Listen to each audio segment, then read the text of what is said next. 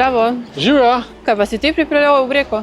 Ja, bambus pa lovorikov sta se mi čisto razrasla, tako da jih bom zdaj odložil tukaj, pa jih bo reka lepo razgradila. Aha.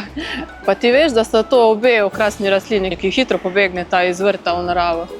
Sta invazivni rastlini, ki ne spadata v to okolje in s tem, ko si jo sem pripeljal, lahko povzročiš ogromno škode v vodnem prostoru. Iz teh vej lovorikovca hitro zraste nova rastlina, ki izpodrine domorodne vrste. Verjetno si že opazil, koliko je japonskega dresnika v rekah. Tega si za lovorikovec ne želimo. Zato jaz predlagam, da ti to odpelješ nekam drugam. Ok.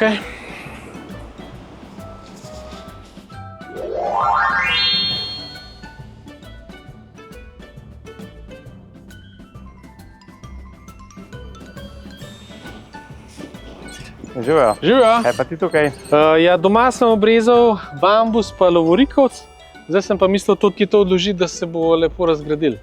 Si mogoče že slišal, da sta bambus in lovorikovec invazivne sorodne rastline, tako kot ambrozija. Si videl tamle, kako se je že zaraslo ob njivi. Mogoče ne bi bila to najboljša ideja. Ko se mi njiva enkrat zaraste, mi uničuje pridelek. Jaz ti svetujem, da bi tole odpeljal v zbirni center, da tam skompostirajo tako, kot je treba. Aha. Ja, pa grem pa v zbirni center. Hvala. Najboljše. Živjo. Adijo.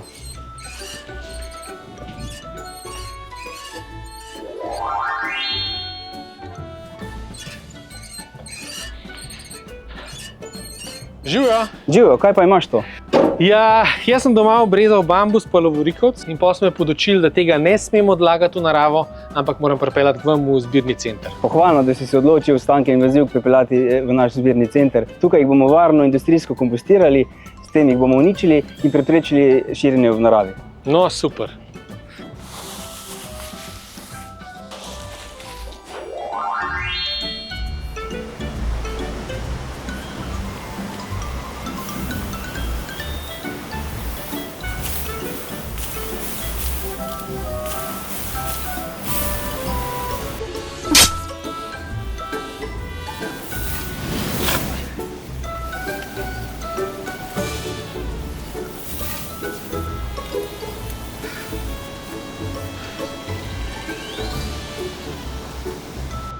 Cveto, kaj pa tebe muči?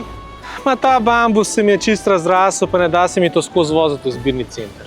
Ja, to pa verjamem. Ja, invazivke so res zoprne, se jih je težko popolnoma znebiti. Pa problem je, ker potem še iz vrta pobegnejo v naravo, pa odvzemajo prostor rastlinam in živalim, ki so pa domorodne.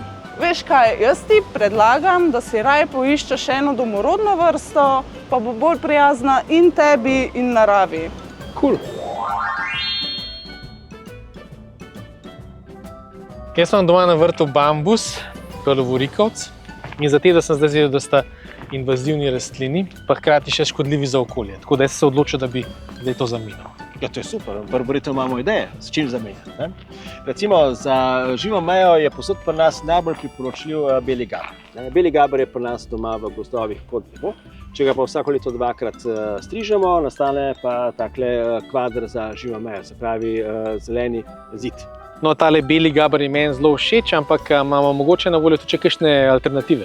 Imamo jih veliko, lahko imamo recimo rumeni dren. Krasna živa meja, ampak bolj počasi raste. Na voljo je bodeča alternativa.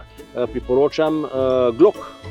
Zdaj obstaja pa tudi zimzelene žive meje, ki jih je pa manj. Naše podnebje zimzelenim listovcem ni naklonjeno. Ok, se pravi, si lahko pogledava te sadike. Ja.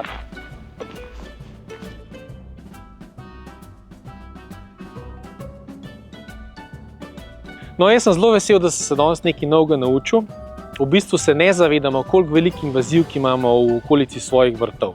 Tako da se moramo nujno naučiti, kako pravilno z njimi ravnati. Če pa ne, pa priporočam, da si izberemo eno domorodno vrsto.